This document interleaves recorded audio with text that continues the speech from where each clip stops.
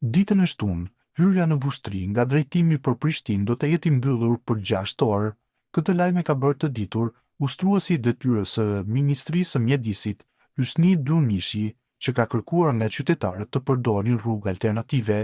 Të dashur qytetarë, nesër më 13/12/2025, për shkak të asfaltimit të bypassit të Vushtrisë, segmenti Smerkonitz hyrja në Vushtri, drejtimi për Prishtinë do të jetë i mbyllur nga ora 8 deri në orën 14, ka njoftuar Dunishi në Facebook.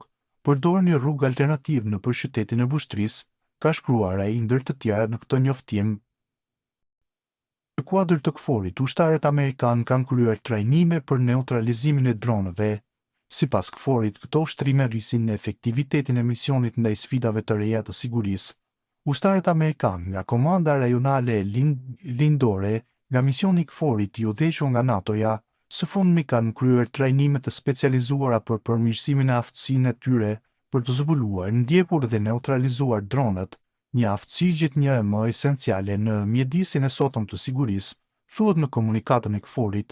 Sistemimi prish frekuencën e kontrollit të dronit, duke detyruar atë të kthehet te operatori i tij, dhe gjithashtu mund të ndërhyjë në sinjalet GPS dhe GNSS, duke bërë që droni të qëndrojë pezull, të ulet ose të rrëzohet.